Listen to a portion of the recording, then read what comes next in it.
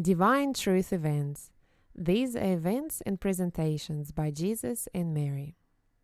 This presentation is part of the General Discussion series, and it is a question and answer session from people in San Diego. Presented by Jesus on the 2nd of November 2013 in San Diego, California, USA. This is session 1, part 1. Does that make sense? Yep. Fire away with your Okay. personal. So I have heard you mention that, and there's been many cases where you've shared with individuals their biggest block to receiving divine love and divine truth. Mm-hmm. And fast forward 4, 5, 6 years later, they still haven't addressed that issue. And perhaps it'd be valuable for you to maybe talk about that a little bit, but also I would love for you, if you wouldn't mind sharing with me what you feel is my biggest block to receiving more divine love and divine truth, so that I can do my best in moving forward and progressing. Sure. Probably I'd like to answer your question a little generally first. So should we do that? The biggest blocks associated with receiving divine love are 5 blocks primarily. And they're related to the 5 core things that I've tried to share with people, particularly over the last few months. And the putting it together discussion that I think is on the YouTube now outlines those 5 things. Just can you remember what they are, for those of you who've looked at it? So, truth, humility, love, faith, and will.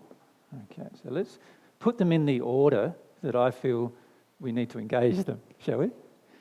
Faith, will, humility, truth, and love. Okay, why do you reckon I've used that order? Can you see? Well, firstly, if you don't have any faith at all, it's highly unlikely you will use your will to be humble, receive some truth, and want to be more loving. Does that make sense? So somehow there's going to have to be some faith starting the process. And it's not faith in me or any other person. It's faith that God exists, that God has love to give you, some very basic concepts about God, in fact, that we need to have faith about.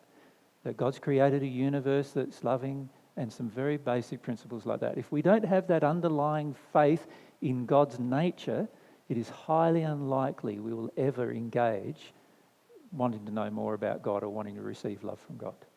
So if you believe, for example, if you believe that God is a punishing God, would you like to receive love from a punishing God? Well, some people do want to do that, but I'd say if I felt that God was a punishing God, I definitely wouldn't want to receive anything from that God. I'd be too worried about God punishing me for whatever I received, right? So that would cause a lot of problems. So unless we have faith in God's nature, it's highly unlikely that we will use our will, our free will that God's given us as a gift, to engage a process to connect to God. Now, let's say we do have faith. So we do believe at least that God's got some love to give us, let's say, and that God exists. Now, initially, for many of us, we don't even believe those 2 things, right? So a lot of the emotions that we need to work through first are dealing with the fact that we don't even believe that yet. Don't even believe that God exists or that God's got love to give us. Or many of us believe that God might have love to give other people, but not us. We have sometimes this feeling that we don't deserve God's love as well. And that's going to also impact upon our will, because it's highly unlikely you will ask for love if you feel before you start that you don't deserve it. Can you see that? Yeah. But let's say you do eventually generate some faith inside of yourself where you feel that God's got some love to give, that God exists, and that you have the capacity, desire, and also knowledge that you have the worth to receive it, right? Then it's highly likely then that you will start to engage your will. You'll start to want to do things to open yourself to the reception of that love. In other words, the will is going to need to be engaged in harmony with the faith that you've generated within yourself. And faith is based upon facts, right? It's not based upon fictions or just imagination. It's based upon facts. And in fact, if it's without the basis of facts, it's not faith at all. It's just concepts or ideas. True faith is always based on facts. And facts, once we gather the facts, we eventually will engage our will to actually learn more and go through a process. That's what we eventually do. Now, once we engage our will, if we use the microphone, so there's a microphone. When you say faith, I think of faith as no facts. Exactly, that's how most people think of faith. Most people believe faith means no facts. But can I illustrate the kind of faith we're going to need?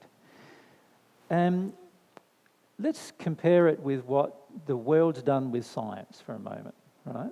So if you think about the scientific achievements we've made. In the 1960s and the 1950s, and it actually started in the 40s, the space program began, right? And then in the 1950s it ramped up, and then there was a big competition between your country and the Russian government, of course, trying to be the first people into space. Now, why did mankind take the risk to go into space? Because it is a risk, isn't it? Like, you've got to develop life support systems, and who knows, you might shoot somebody out there and they never come back. If you do it wrong, that's certainly the case, right? Now, what caused them to believe that if you shot somebody out there, they would be able to get back? What caused them to believe that? Facts. They had gained facts about what? Gravity is one of the facts that they'd gained. What else?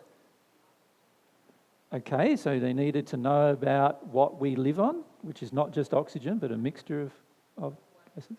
They needed to know about how water is going to fluctuate and be used in space. They had to know propulsion. They had to understand space in the sense that it was a vacuum, that once you pointed somebody in a certain direction, you were going to go in that direction except when gravity takes over. They had to know. Now, these are all facts that they had gained through previous scientific experiments. Is that not true?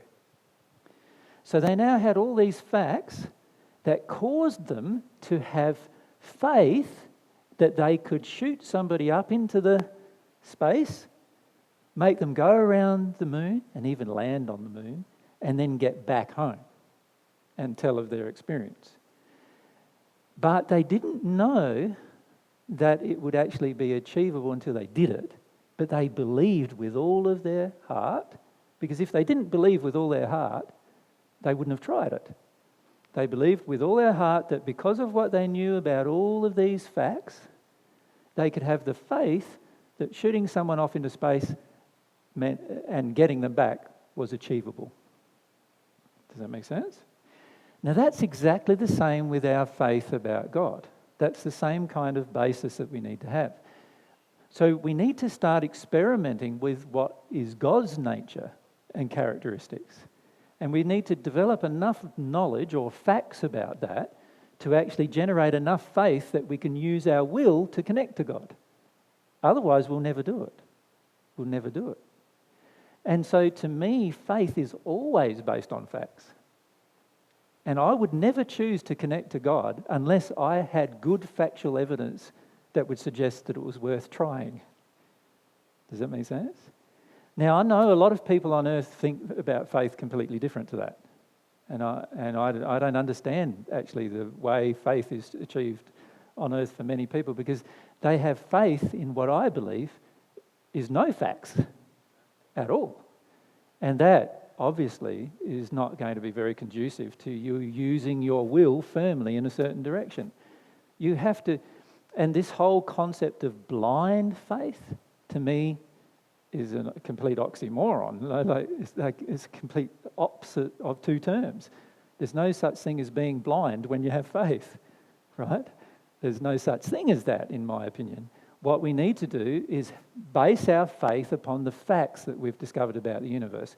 And in this case, if we're developing a relationship with God, between ourselves and God, there's two parts in that. We need to know about God's nature and we need to know about our own. We need to know facts about our own nature and facts about God's nature before we're going to develop any faith that such a connection between ourselves and God is possible. Does that make sense? So, I feel faith is based on facts. When it's based on facts, it is solid. It has a good foundation. Right? Once you've got a solid foundation to your faith, you will be motivated to use your will to discover things, to do more things, to move in some direction. But if you have no faith, it's highly unlikely you will motivate your will to discover new things in a relationship with God. Highly unlikely. And so I find the majority of people struggle with these concepts because they are still struggling with the facts. Right? So whenever I am uncertain about something, and this still applies to me now, I always go back, what are the facts that I have already established and what are the things that I've yet to establish? But isn't it the uncertainty that makes you have faith? I don't feel it's the uncertainty that makes you have faith. No, as I've pointed out here, I'm saying... That's something different. That's a physical. If you're speaking to the mic... That's a physical thing. I'm talking about faith as faith. So am I. I'm talking about that. See, what I find is very logical is that on one hand we do this with physical things, but we don't do it with spiritual things. And what I'm suggesting to you is we need to do this with spiritual things just as much as we do it with physical things. We need to be like scientists when it comes to spiritual things just as much as we are like scientists with physical things. That's what we need to do. But if you have faith, you just know. You don't have to have proof. You know. I don't agree. There's no way you know. How can you know? Of course you do. You know because you know. No, you don't. You've had no personal experience, so you don't know. I have personal experience. Well, that's when you know, but that's because of the gathering of some facts.